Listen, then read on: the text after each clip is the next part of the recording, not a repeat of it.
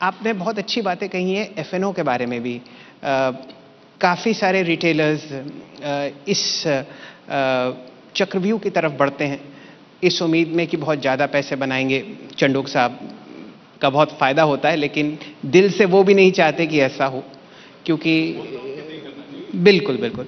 KD साहब, दो बातें, क्यों ये एक गलत रास्ता है और क्यों इससे घर का पूरा जो जुटाया हुआ धन है शायद वो भी हट जाए?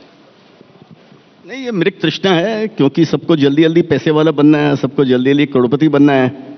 और आपको मालूम है मैंने इस बारे में कितने गाने लिखे हैं, इस बारे में कितने कोट्स लिखे हैं। तो ये ह्यूमन साइकोलॉजी है ये, कि जिसके पास में पैसा नहीं है वो सोचता है मैं जल्दी से एफएनओ कर कुछ कैपिटल जुड़ा लूँ, उसके बाद में इन्वेस्टमेंट करने लग जाऊँ।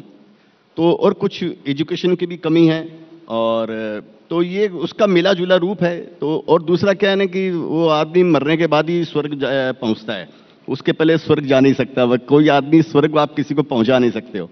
तो सब आदमी वो टेस्ट एंड ट्रायल करके कि ये 100 में से 99 अनसक्सेस हो गए, मैं उनमें से एक हूँ तो मैं शायद सक्सेस हो जाऊंगा। तो ये जो कॉन्फिडेंस वो रहता है उसके अंदर वो 99 आदमी भी बेचारे अपनी कैपिटल से जाते रहते हैं। तो ये एक साइकिल है, ये आज से नहीं है, जब से स्टॉक मार्केट है तब से ये साइकिल है। वो पहली पीढ़ी जब नए नए लोग आते हैं वो फिर अब वो एफएनओ करते हैं, फिर वो उस पर पैसा कमाते हैं तेजी बाजार में। वो पहले जो नया नया आदमी आएगा फिर वो माइग्रेशन होकर वो ज्ञानी बन जाता है, ध्यानी बन जाता है, फिर इकोनॉमिस्ट बन जाता है, और बाद में फिर वो वापस वो जीरो पे आ जाता है। तो वो पूरा साइकिल है। सेकंड साइकिल में वो थोड़ा समझ जाता है कि हाँ शायद ये मेरे बस का काम नहीं है, तो फिर वो सिप से चालू करेगा इन्वेस्ट। तो ये साइकिल है, ये आप समझ लीजिए सीता मैया की परीक्षा, अग्नि परीक्षा है ये सूनर लेटर सबको देनी पड़ती है, ऐसा ही समझ के चलिए। चलिए, समय समाप्त हो गया, लेकिन उतना समय है कि आप 4 लाइनें सुना दें। तो मेरी आवाज़ खराब है, आपको मालूम पड़ रहा है।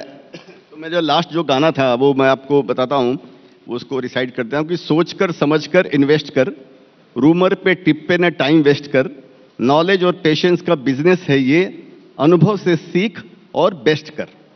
तो यही मेरे को लगता है ये बाजार का ये पूरा सार है।